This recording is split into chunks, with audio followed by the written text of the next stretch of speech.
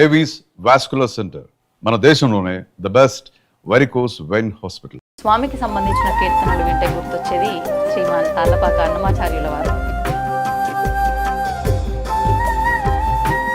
శ్రీవారికి అన్నమాచార్యుల వారికి అనుబంధం ఏంటో ముందుగా దాని గురించి సెలవివ్వండి. పరమ పవిత్రమైనటువంటి పుణ్యస్థలం తిరుమల క్షేత్రం. అన్నమాచార్యులు మామూలు వ్యక్తి కాదు, భగవంతుడు ఖడ్గం నుంచి ఉద్భవించినటువంటి వ్యక్తి తాళ్లపాక అన్నమాచార్యులు. షోడశ కళానిధికి షోడశోపచారములు జాడతోడనిచ్చలును సమర్పయామి. తాళ్లపాక గ్రామంలో అన్నమాచార్యులు 1408 జన్మించి 1503 పరమపదించినారు. అమరేన శ్రీ వెంకటాద్రి మీద దేవునకు తమితో ప్రదక్షిణాలు దండములు.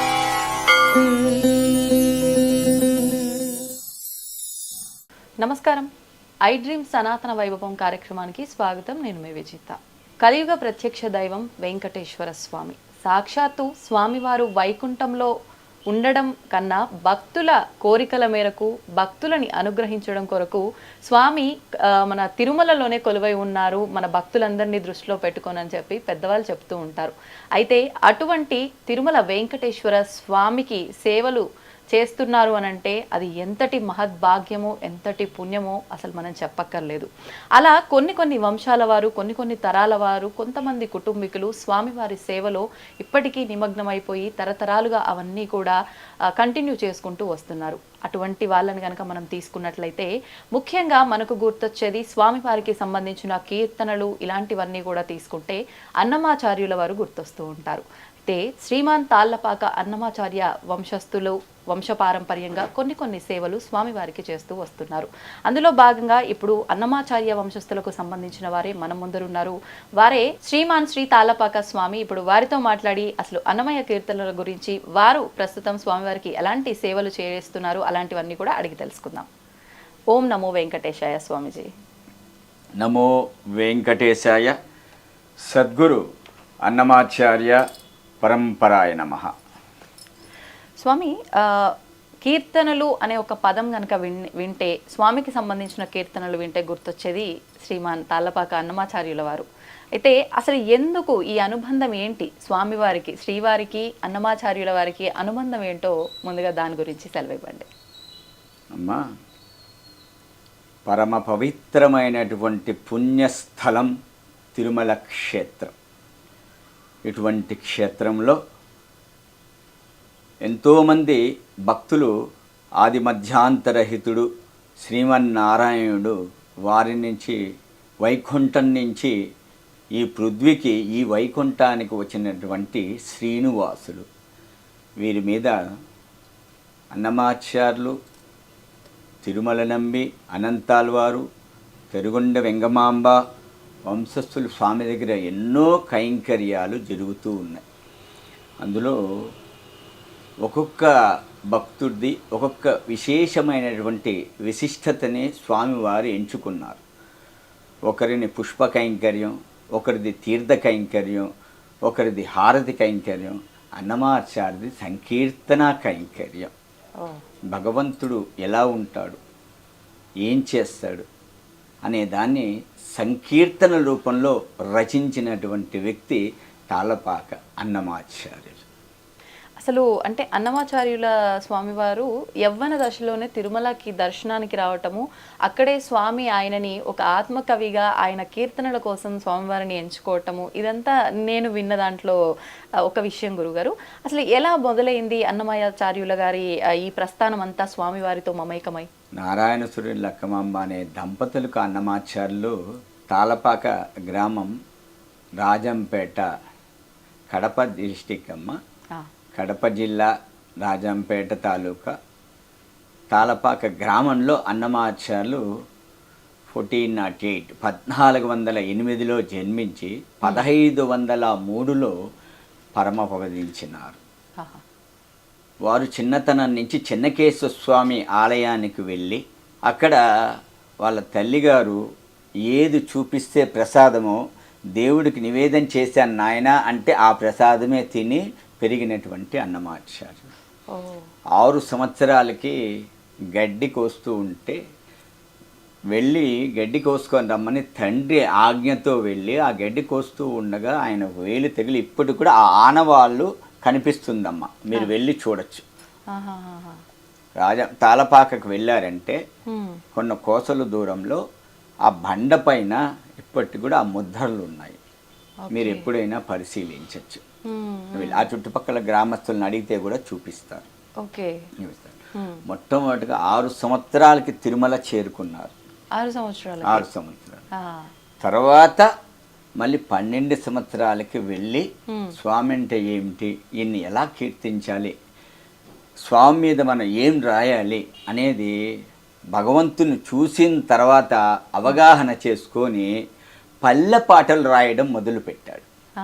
పల్లె పాటలు, దాన్ని జానపద గీతాలు అంటారు. పల్లె అంటే ఒక గ్రామంలో పుట్టినటువంటి వ్యక్తి కాబట్టి భగవంతుని ఎలా అర్థం చేసుకోవాలో పల్లె వాళ్ళకి కొంతమందికి అవగాహన లేదు. అందుకనేసే భగవంతుడు ఇలా ఉంటాడు, ఈయన అనుగ్రహ ప్రసాదము ప్రతి ఒక్కటికి కావాలి, ఆయన నామాన్ని ఎలా కీర్తించాలని ప్రతి పల్లెకి వెళ్ళి స్వామి గురించి చెప్పేవారు. అప్పుడు పల్లె పాటలు ఎక్కువగా రాసి, అంటే దాన్ని జానపదాలు అంటారు. ఆ జానపదాలు రాసి అక్కడుండే భక్తులందరినీ ఏకీభవించి తిరుమలకి తీసుకొని వచ్చేటువంటి వ్యక్తి అన్నమాచార్యులు. అంటే స్వామివారి వర్ణన అంతా పాట రూపంలో.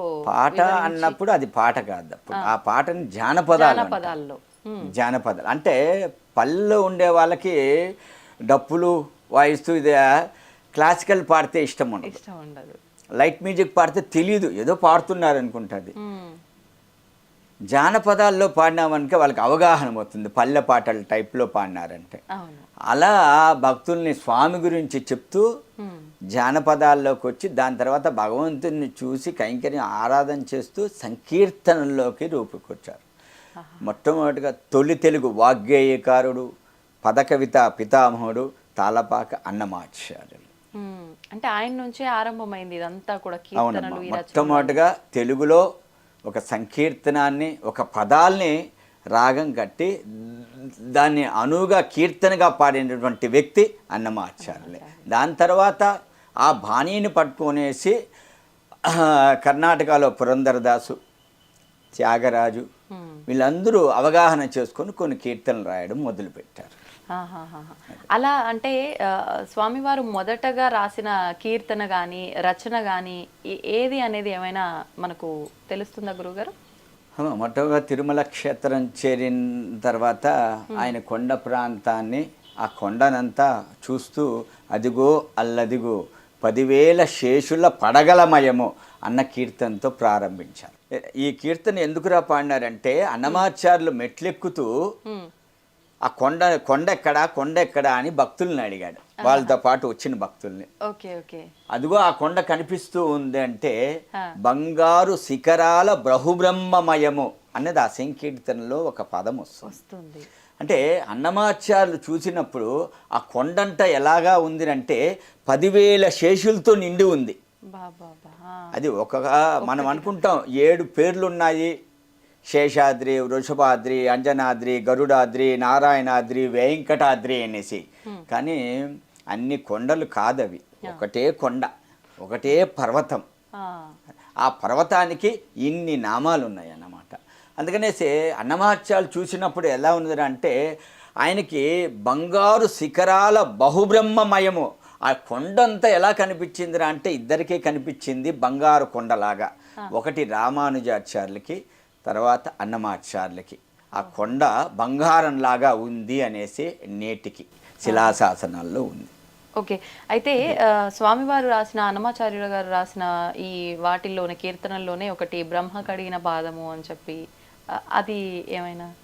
అమ్మా, చాలా కీర్తనలు ఆధ్యాత్మికము, శృంగారము, వైరాగ్యము, జ్ఞానము, మోక్షముని ఇలా సంకీర్తనలు రచించినారు అన్నమాచార్యులు. తిరుమల క్షేత్రంలో మాకు సుప్రభాతంలో ఏ కీర్తనలు పాడాలి, ఏకాంత సేవలో ఏ కీర్తనలు పాడాలి, అవే పాడుతూ ఉంటాం. మేము బ్రహ్మ కడిగిన పాదం కూడా పాడుతూ ఉంటాం.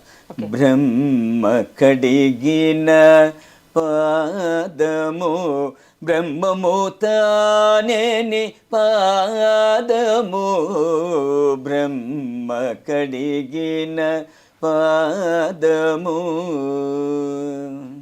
ఇది ఒకరోజు ఏకాంత సేవకి సమయం అవుతుంది.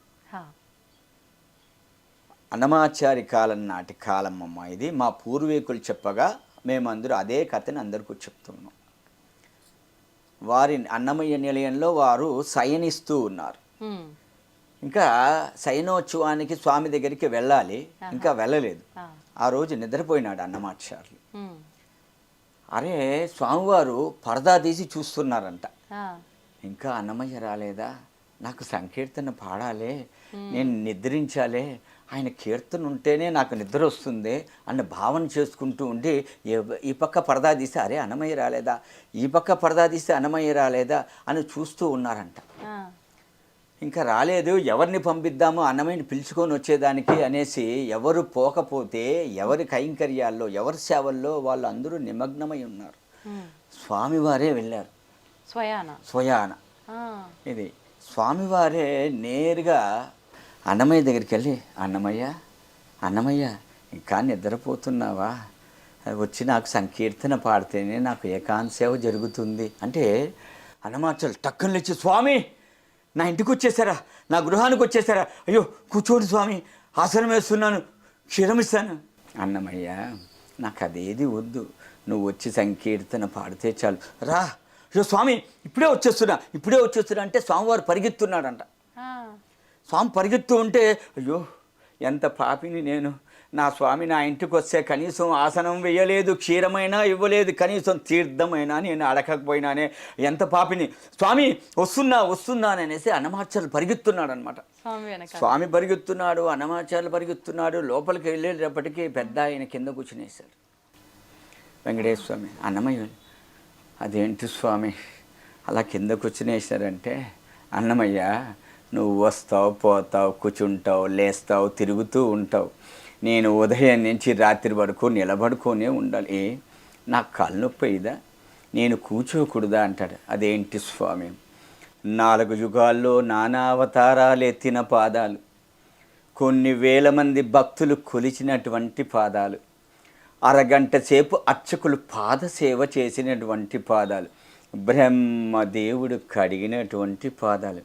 అవునా అన్నమయ్య, 4 యుగాల్లో నానావతారాలు ఎత్తిన పాదాల, కొన్ని వేల మంది భక్తులు కొలిచినటువంటి పాదాలు, ఓ అరగంట సేపు అర్చకులు పాదసేవ చేసినటువంటి పాదాల, ఓ బ్రహ్మదేవుడు కూడా కడిగాడా, అయితే ఇంతమంది భక్తులు కొలిచినటువంటి ఆ పాదాలను వర్ణించి ఒక కీర్తన రాయవా అన్నాడు. స్వామి మీకు ఏకాంత సేవకు సమయం అయిపోతుంది, మీకు వస్త్రం వేస్తారు, రా స్వామి పనుకుంటూ ఉంటే వినరయ్యా, ఈ భక్తులు వినరు, ఏరి కోరి పాదాల మీద కీర్తన పాడవయ్యా అంటే ఏకాంత సేవ సమయం ఏమవుతుందంటావే అంటారు.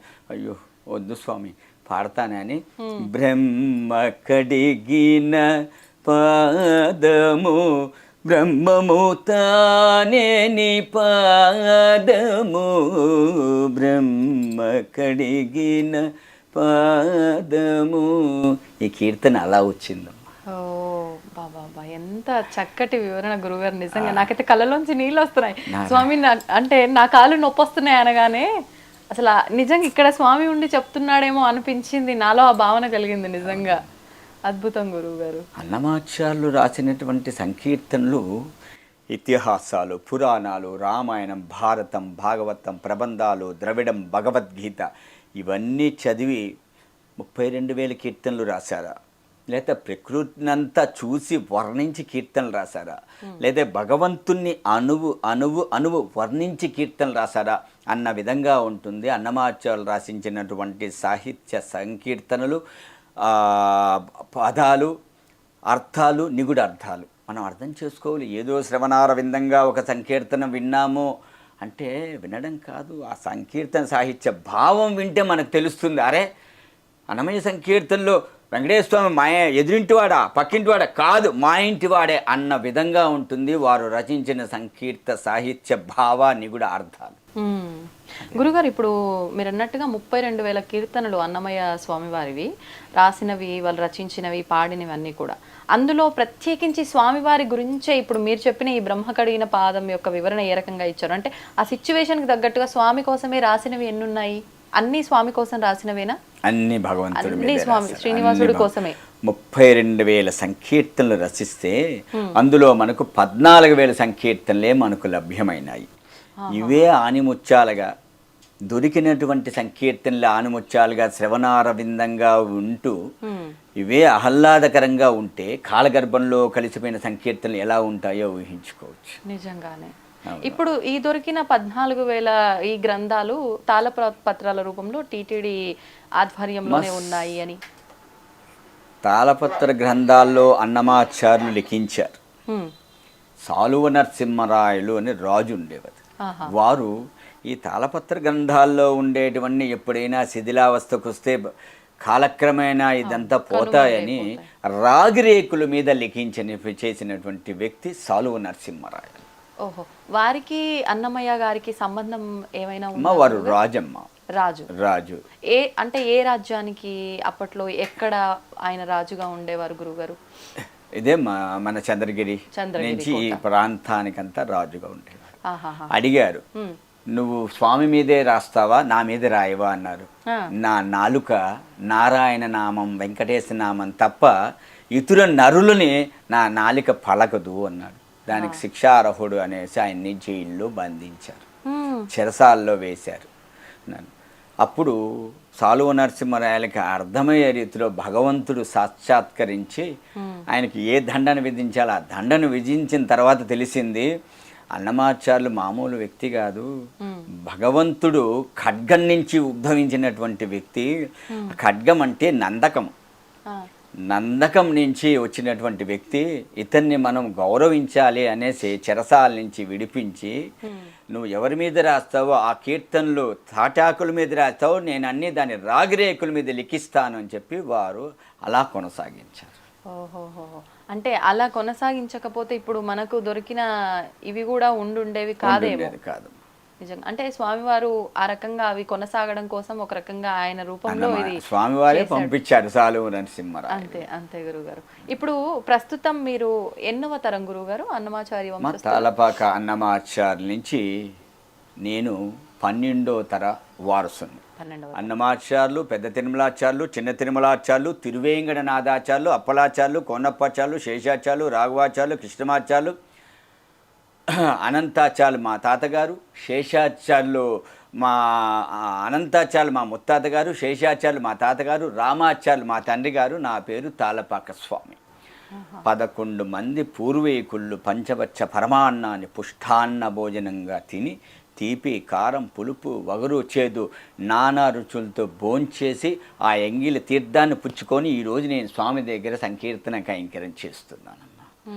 వాళ్ళు ఇచ్చినటువంటి తీర్థ కైంకర్యమే. భగవంతుని ఎలా ఉంటాడు, భగవంతుడు ఎప్పుడు కూర్చుంటాడు, ఎప్పుడు లేస్తాడు, ఎప్పుడు తాయాలతో మాట్లాడతాడు, ఎప్పుడు భక్తులను అనుగ్రహిస్తాడు అన్న దాన్ని సంకీర్తన రూపంలో రచించినటువంటి వ్యక్తి అన్నమాచార్యులు. అందుకనేసే భగవంతుడికి ఏకాంశంలో ఏ కీర్తనలు పాడాలి, సుప్రభాతంలో ఏ కీర్తనలు పాడాలి, ఏ కీర్తనలు పాడితే భగవంతుడికి ఇష్టము. మనకు నచ్చే సంకీర్తనలు పాడకూడదు, భగవంతుడికి మెచ్చిన సంకీర్తనలు పాడాలి ఏకాంత సేవలో. గురుగారు, ఇప్పుడు మీరు ఏకాంత సేవకు సంబంధించిన ఆ విధానాలని, ఆ కైంకర్యాలని మీరు ఆచరిస్తున్నారా ఆ వంశం వారీగా మీరు ఇప్పుడు? అవునమ్మా. అన్నమాచార్యుల నుంచి 3 కైంకర్యాలు సూర్యచంద్రులు ఉన్నంత కాలం అన్నమయ్య కైంకర్యం తిరుమల క్షేత్రంలో ఉండాలి అనేసి ప్రపంచాన్ని ఒక రాజు ఆది మధ్యాంతరహితుడు వెంకటేశ్వర స్వామి అనుగ్రహించి ఈరోజు ఆ కైంకర్యం మేమందరూ అన్నమాచార్యుల కాల నుంచి మా వంశస్థులు ఆ ఆచారాలని పాటిస్తూ మీ ముందు ఈరోజు కూర్చోవాలి. సంతోషం గురుగారు. గురుగారు, ఇప్పుడు ఏకాంత సేవలో మీరంటూ కొన్ని కీర్తనలు స్వామివారికి పాడుతూ ఉంటారు ఆ సమయంలో. కానీ అంటే ఫస్ట్ తరం నుంచి అన్నమాచార్య గారు పాడినప్పటి నుంచి మీరు ఇప్పుడు 12వ తరం అంటే ముందు తరాల వాళ్ళంతా ఒకటే రకమైన కీర్తనలు ఉంటూ ఉండేవా, లేదంటే మీరు స్వామికి ఇదైతే నచ్చుతుంది ఈ సందర్భంలో అన్నట్లుగా మీకు తోచింది మీరు కీర్తిస్తూ ఉంటారా? అవును, మా పెదనాయన పాడింది నేను పాడలేను, మా చిన్నాయన పాడింది నేను పాడట్లేదు. వారికి ముందు తరాల వాళ్ళు ఎలా పాడినారో నాకు తెలియదు, ఏ కీర్తనలు ఆలపించారో ఏకాంత సేవలో సుప్రభాతంలో. నేను ఇప్పుడు పాడే కీర్తనలు కొన్ని ఉంటుంది ఏకాంత సేవలో. లోపల 1 గంటకి ఇప్పుడు ఏకాంత సేవ 2 గంటలకు అలా జరుగుతుందమ్మా. అంటే సబ్జెక్ట్ టు బి రష్, భక్తులకి దర్శనార్థం తర్వాత ఏకాంత సేవ జరుగుతుంది. స్వామికి శుద్ధి కైంకర్య ఆరాధన లోపల జరిగేటప్పుడు ఆయన్ని పొగుడుతూ పాడాలి, పొగుడుతూ పాడాలి. ఇది ఏ సమయంలో జరుగుతుంది పొగుడుతూ పాడేది? అక్కడ లోపల అదే భక్తుల దర్శనం అనంతరం లోపల స్వామివారికి పుష్పాలు నిర్మాల్యం చేస్తూ ఉంటారు, శుద్ధి కైంకర్యం చేస్తూ ఉంటారు. ఆ సమయంలో ఆయన్ని పొగుడుతూ పాడతారు. నువ్వు ఆరుడువయ్యా, సూర్యుడువయ్యా, ప్రపంచంలో లేని ఒక రాజువయ్యా అంటే, అవునా నేను రాజునా అని చెప్పి టక్కన లేచి నిలబడతాడు భగవంతుడు. అప్పుడు నీకు ఏమేమి షోడశోపచారాలు కైంకర్యం జరుగుతూ ఉంది అన్నప్పుడు, షోడశ కళానిధికి షోడశోపచారములు,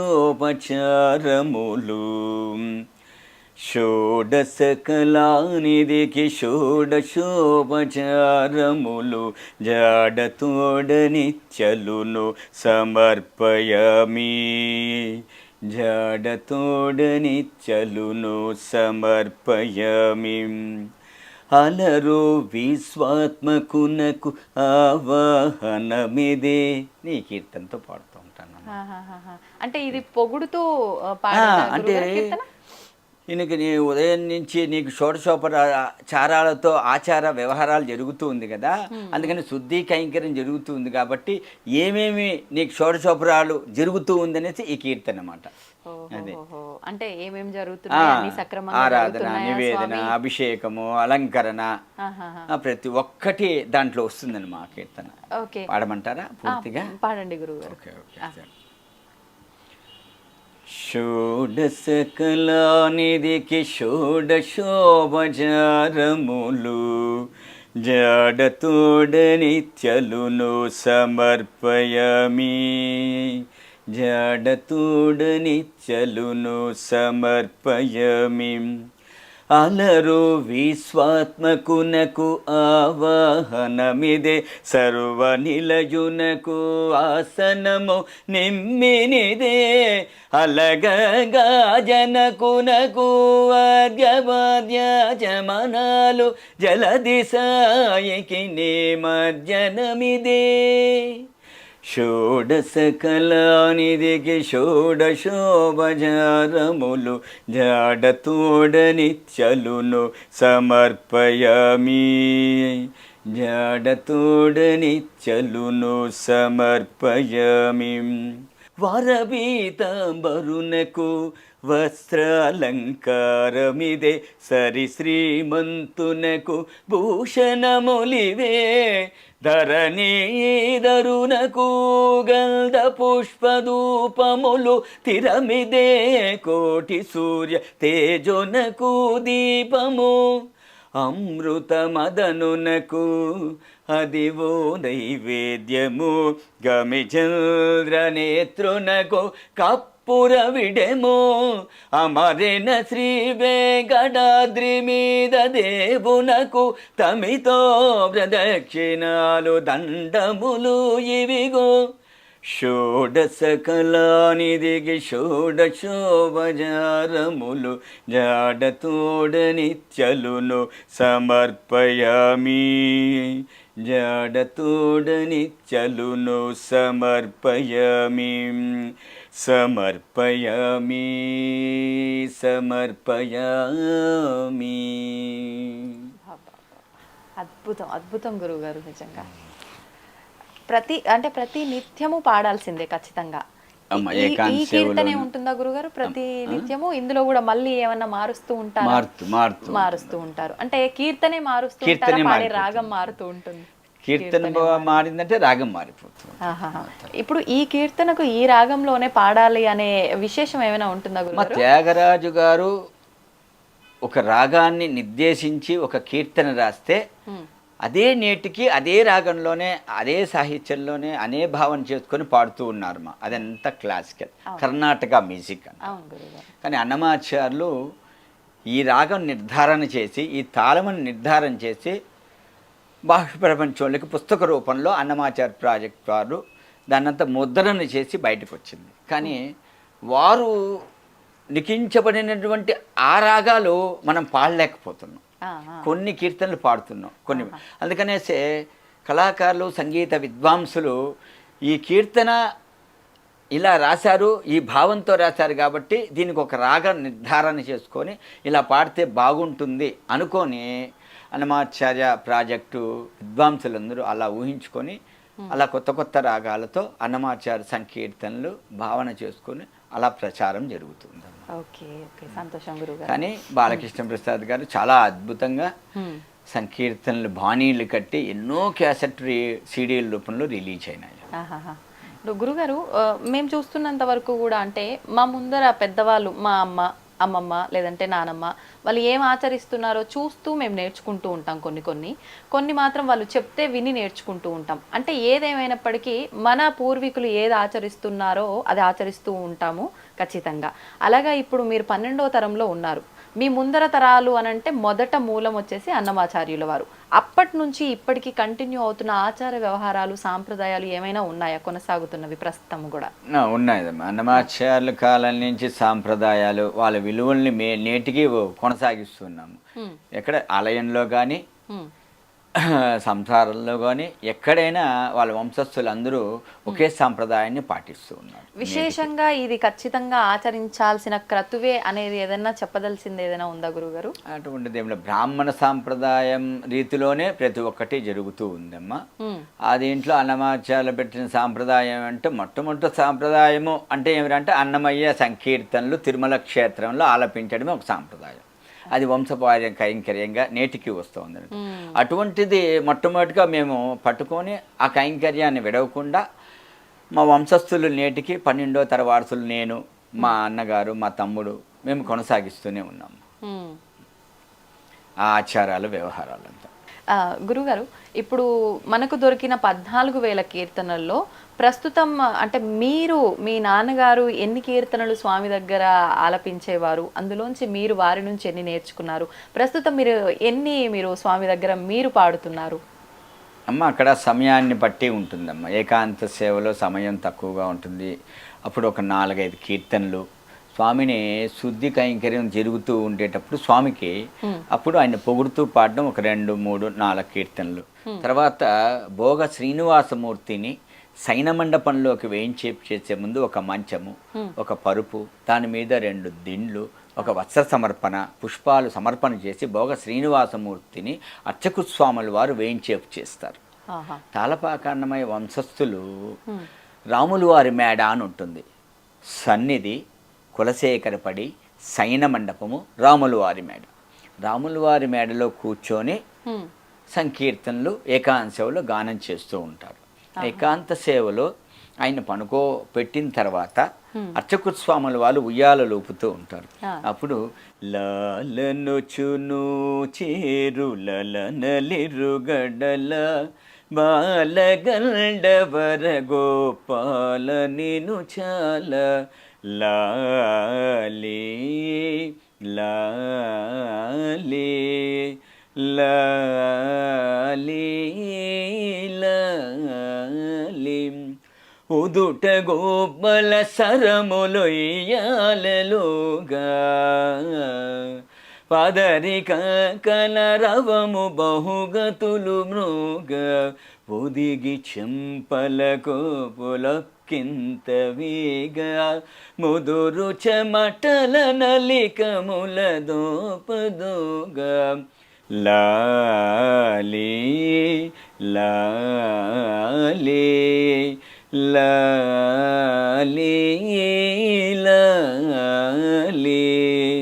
లాలి లాలి లాలి లాలి లాలి. అంటే స్వామివారికి ఇష్టమైన కీర్తనలే అన్నమయ్య కీర్తనలు. ఇందాక మీరు చెప్పినట్టుగా ఆయన కీర్తన లేనిది నిద్రించలేనని వెళ్ళి వారినే స్వయాన తీసుకొచ్చుకున్న స్వామికి అన్నమయ్యాచార్య కీర్తన ఇంత చక్కటి గాత్రంలో వింటే నాకు తెలిసి స్వామి కీర్తన మొత్తం వినేదాకా కూడా మెలుకుతో ఉండరేమో. అంటే ఈ కీర్తనలే కాదు, ఏకాంత సేవలో చాలా కీర్తనలు సైన కీర్తనలు అని ఉంటుంది, ఇవే పాడుతూ ఉంటాం. Okay okay.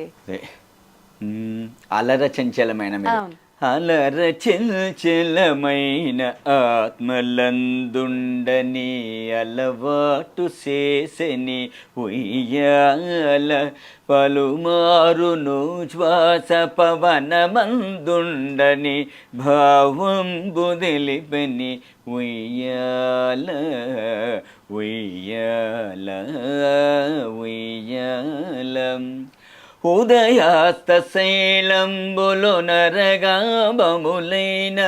ఉడుమండలము మోచె ఉయ్యాల అదన ఆకాశ పదమడ్డదూలంబైన అఖిలంబు నిండని ఉయ్యాల ఉయ్యాల ఉయ్యాల ఉయ్యాల ఉయ్యాల ఉయ్యాల ఉయ్యాల ఉయ్యాల ఉయ్యాల.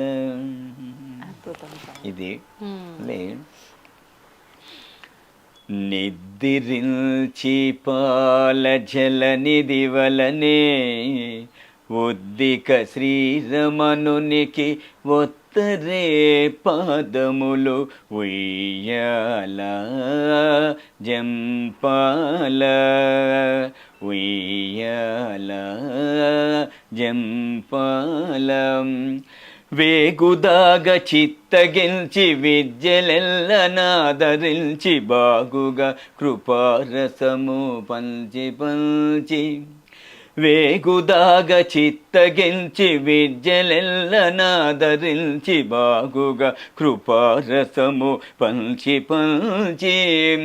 ఏ గతి పవలించెను ఎట్ల భోగిల్చెను, ఏ గతి పవలించెను ఎట్ల భోగిల్చెను, భోగేంద్ర రమణుని ఊచరే ఉయ్యాల ఉయ్యాల జంపాల ఉయ్యాల జంపాల.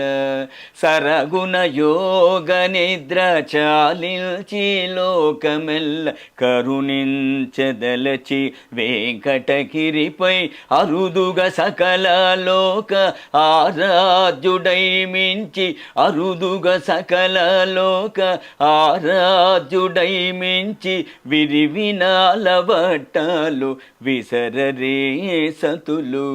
నిద్రించి పాల జల నిధి వలనే ఉద్దిక శ్రీరమణునికి ఒత్తరే పాదములు ఉయ్యాల జంపాల ఉయ్యాల జంపాల ఉయ్యాల జంపాల.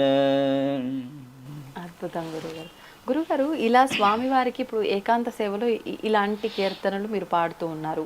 ముందర మీరు స్వామివారిని పొగుడుతూ కొన్ని పాడుతూ ఉంటారు అని చెప్పారు. అంటే ఈ రెండు విధానాల్లోనైనా స్వామివారికి సంబంధించి ఎన్నెన్నో సేవలు ఉన్నాయి. సుప్రభాత సేవ అని వివిధ సేవలు ఉన్నాయి. ఆ సేవల్లో కూడా మీరు ఆలపించే కీర్తనలు ఏమైనా ఉన్నాయా? లేదమ్మా, ఆ సమయంలో ఏముండదా? ఓన్లీ ఏకాంత సేవ, సుప్రభాతలో మేల్కొలుపు కైంకర్యము, ఏకాంత సేవలో సైనోత్సవ కైంకర్యము, సైన కీర్తనలు, జోల, లాలి, ఉయ్యాల. కళ్యాణోత్సవం అనేది 3 కైంకర్యం. అప్పుడు శ్రీదేవి భూదేవి తాయార్లిద్దరూ తాళపాక వాళ్ళింటి ఆడబిడ్డలుగా మేము కన్యాదానం చేస్తే స్వామివారికి కళ్యాణోత్సవం అభిజిత్ లగ్నంలో మధ్యాహ్నం 12 గంటలకు, అది అన్నమాచార్య కాలం నుంచి కొనసాగుతూ ఉందమ్మా. నేటికి టీటీడీ వారు నిర్వహించేటువంటి కళ్యాణోత్సవంలో కూడా తాళపాక వాళ్ళది కన్యాదాన కైంకర్యం నేటికి జరుగుతూ ఉందన్నమాట. ఎందుకని గురుగారు దీని వెనకాల ఆంతర్యం అన్నమాచార్యులే మొట్టమొదటిగా కళ్యాణోత్సవం ప్రారంభించారు కనుక ఓహో ఎవరింట్లో ఆడబిడ్డలుంటే వాళ్ళే కన్యాదానం చేయాలి కాబట్టి అన్నమాచార్యులే కళ్యాణోత్సవం ప్రారంభించారు కాబట్టి వారి చేతుల మీదుగానే కళ్యాణోత్సవం జరుగుతుంది. ఓకే ఓకే గురుగారు స్వామివారికి సంబంధించి ఎన్నెన్నో కీర్తనలు ఉన్నా కూడా సుప్రభాతానికి సంబంధించిన ఆ కీర్తనలు ఆ పాటలు అని అంటే ఎంతో మంది భక్తులు ఇష్టపడుతూ ఉంటారు. దానికి సంబంధించిన కీర్తన ఏదైనా పాడతారు? కొండల్లో నెలకొన్న చాలా బాహ్య ప్రపంచంలో అందరికీ నాలుగు మీద నడయాడే కీర్తన. అవును. కొండలలో నెలకొన్న కోనేటి రాయడువాడు కొండలంత వరములు గోపెడువాడు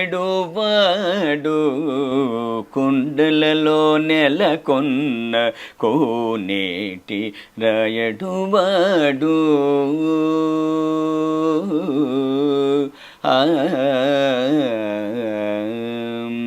కుమ్మరదాసుడైన కురుబరతి నంబి ఇమ్మన్న వరములెల్ల ఈచినవాడు దొమ్ములు చేసిన ఎట్టి తొండమాంచే కురవర్తి రమ్మన్న జోడికి వచ్చి నమీనవాడు కొండలలో నెలకొన్న కోనేటి రాయడువాడు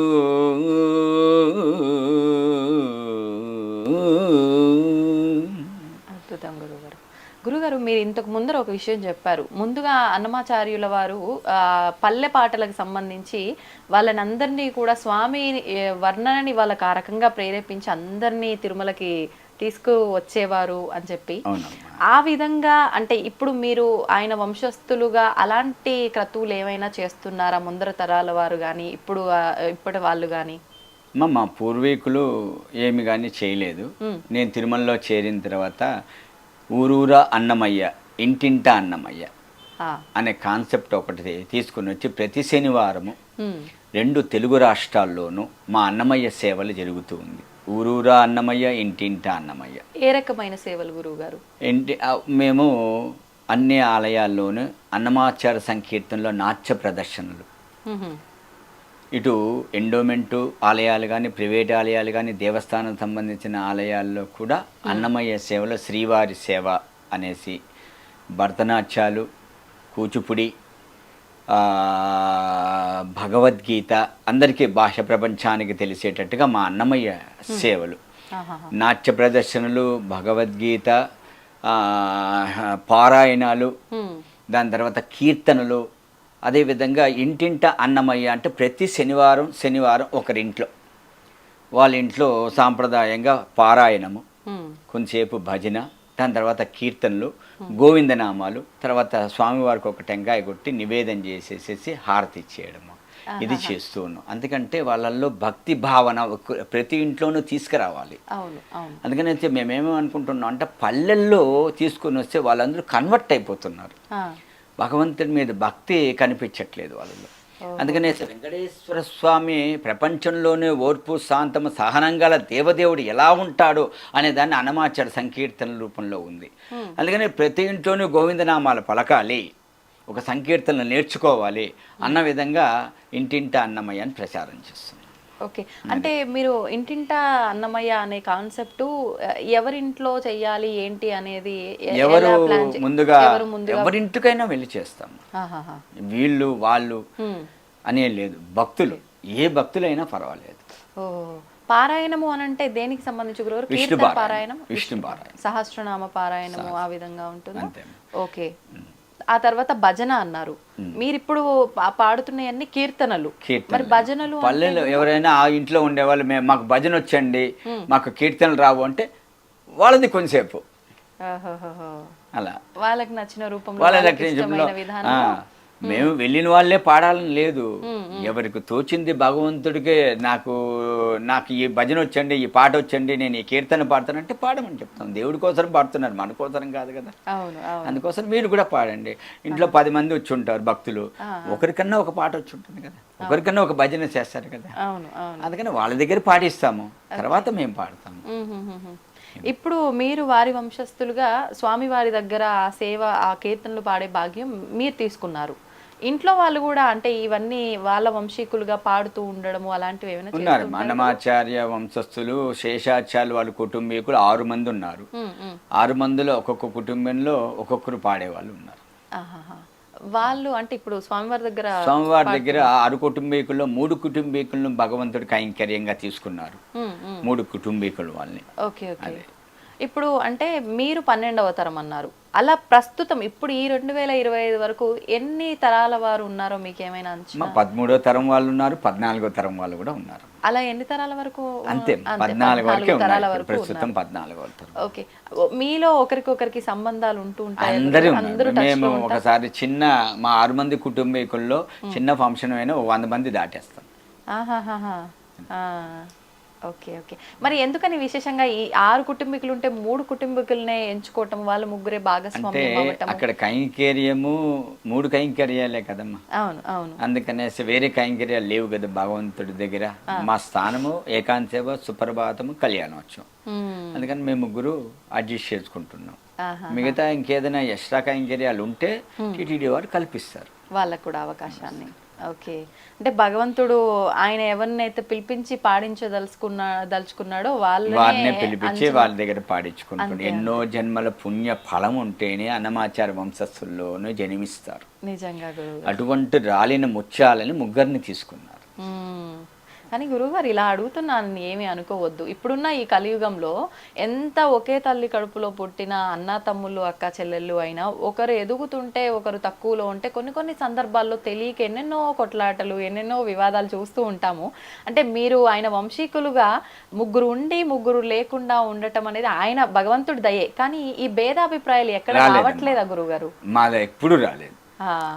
వాళ్ళకే వచ్చింది, మాకెందుకు రాలేదని అన్న భేదాభిప్రాయం మా వంశంలో ఎవరికీ రాలేదు. భగవంతుడు వీళ్ళని మెచ్చాడు, కైంకర్యాన్ని తీసుకున్నారు, మనల్ని దూరంగా పెట్టారు అన్న భావన చేసుకున్నారే తప్ప మాకెందుకు ఇవ్వలేదు అనే టీటీడీని ప్రశ్నించలేదు, భగవంతుని ప్రశ్నించలేదు. Okay okay. అంటే ప్రశ్నించకపోయినా వారిలో వారికి కొంచెం మనస్పర్ధలు, వివాదాలు అలాంటివి కూడా తలెత్తే అవకాశాలు ఉంటాయి కానీ అవి కూడా లేవు. ఉంటుందేమో కానీ మా వంశస్థుల్లో లేదు. Okay okay. ఇంకా వంశ వృక్షం అలా మొదలైంది ఆ మూలం. ఇలాంటి గొడవలు ఏవీ లేకుండా స్వామికి ఎవరికి అవకాశం వస్తే వాళ్ళు సేవ చేసుకునేటట్టు. మా నాన్నగారు కైంకర్యం చేయలేదమ్మా. చేయలేదా గురువు గారు? మా చిన్న ఆయన, మా పెదనాయన. Okay okay. మా నాన్నగారు టీచర్ వృత్తిలో ఉన్నారు. అంటే ఆయనకు అవకాశం రాలేదా? వారికి వద్దనుకున్నారు, నాకు సంగీతం రాదు, నేను చేయను అని తప్పుకునేసారు. సంగీతం రాలేదు అంటే గాత్రం ఉండాలా, నేర్చుకునే అవకాశం లేకపోవడం? మాకు గాత్రం ఉండాలి, నేర్చుకోవాలి, సాధన చేయాలి. Okay okay. గురుగారు ఇప్పుడు అంటే మీరున్నారు, మీ నాన్నగారికి లేకుండా మీ చిన్నాన్నగారికి ఉంది, తర్వాత మీకుంది.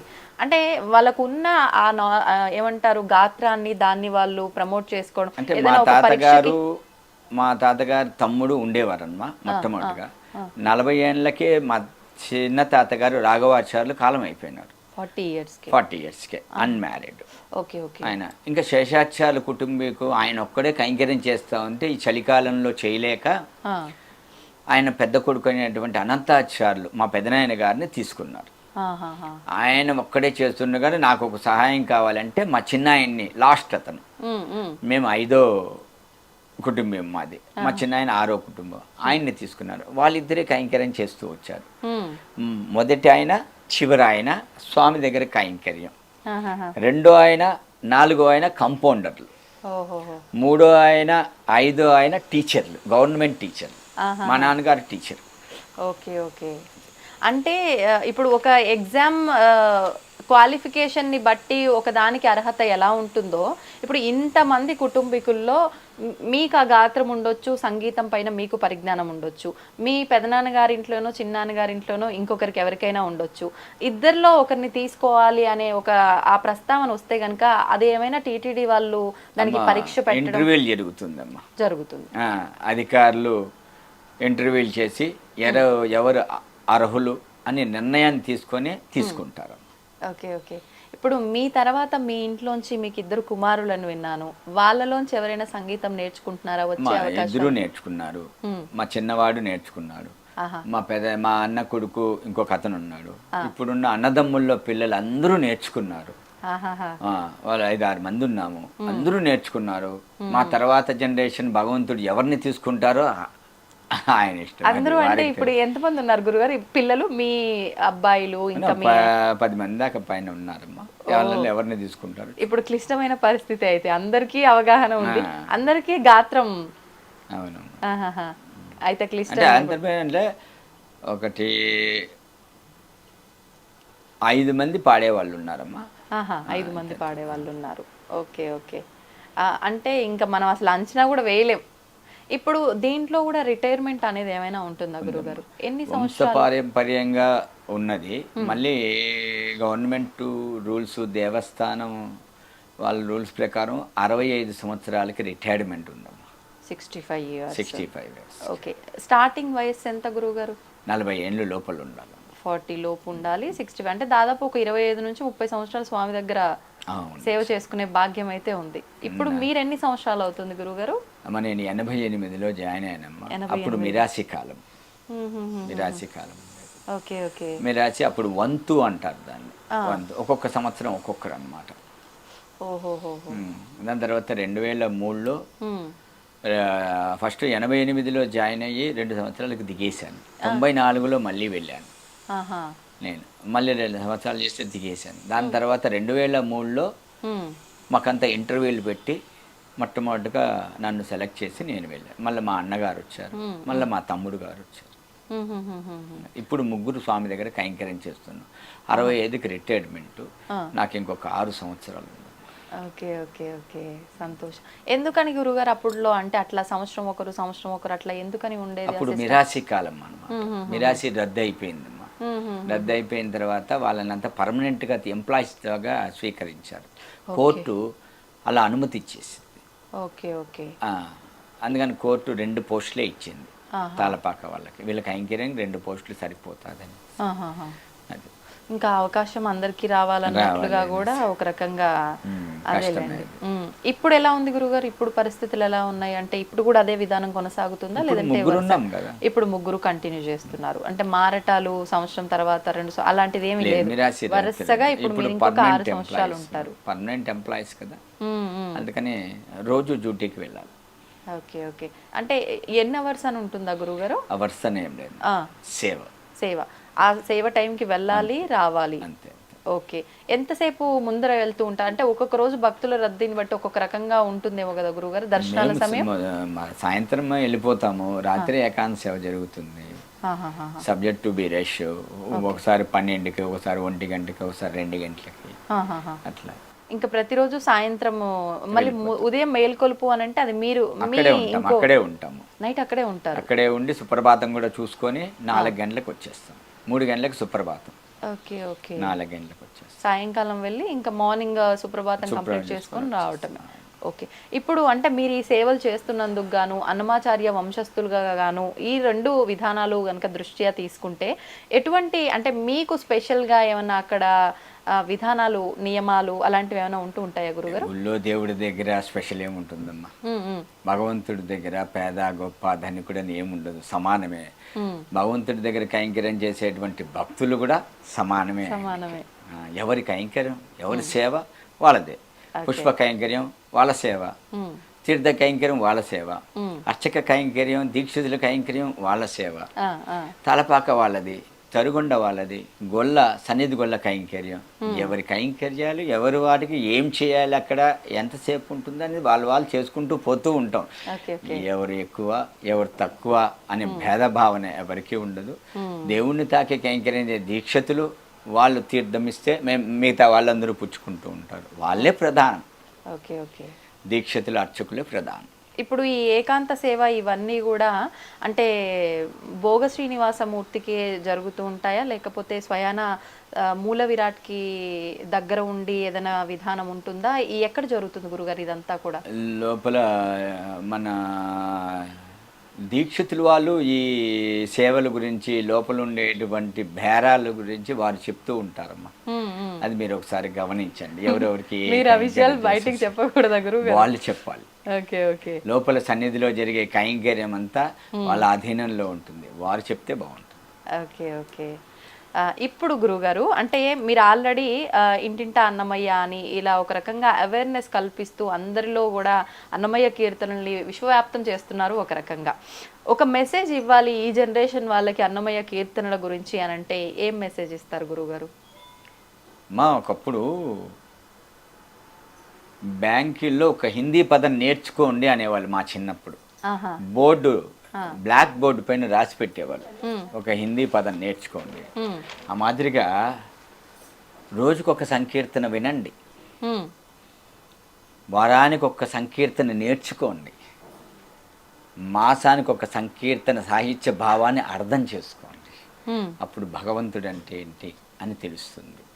ఆయన సంకీర్తన బాహ్యం అంటే ఏంటి, భావం అంటే ఏంటి, అర్థం అంటే ఏంటి, నిగుడార్థాలంతా ఆ సంకీర్తనలో ఉంటుంది.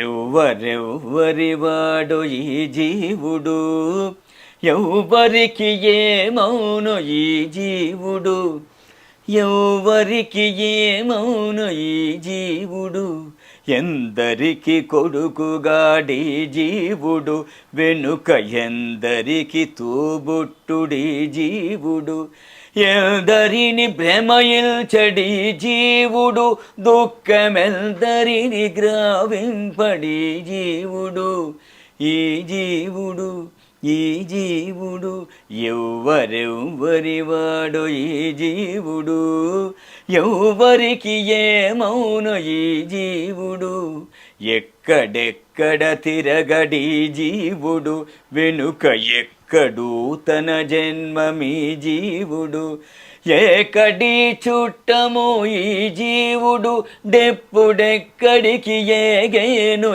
ఈ జీవుడు, ఈ జీవుడు ఈ జీవుడు, ఎవ్వరెవ్వరి వాడు ఈ జీవుడు, ఎవ్వరికి ఏమౌను ఈ జీవుడు, ఎవ్వరికి ఏమౌను ఈ జీవుడు, ఎవ్వరికి ఏమౌను ఈ జీవుడు. And don't forget to subscribe to iDream. And for more videos, please subscribe to iDream. Please subscribe to iDream. Please subscribe iDream. And please subscribe to iDream. For more videos, subscribe to iDream. please like, share and subscribe to the channel. Congratulations, iDream. Subscribe to iDream. Subscribe to iDream. So subscribe to iDream Media. iDream team అందరికి huge congratulations. Please subscribe iDream Media. Please subscribe to iDream. Subscribe iDream. Please subscribe to iDream. iDream అంటే నా కళల channel subscribe చేసుకున్న నోరు తిరుగుతలేదు, మీరైతే గంట గుర్తు కొట్టండి. For more such videos, please subscribe to iDream. Subscribe to iDream. Please subscribe to iDream. Please subscribe iDream Media. Please do subscribe to iDream. Please subscribe to iDream Media. For best entertainment and information, please subscribe iDream.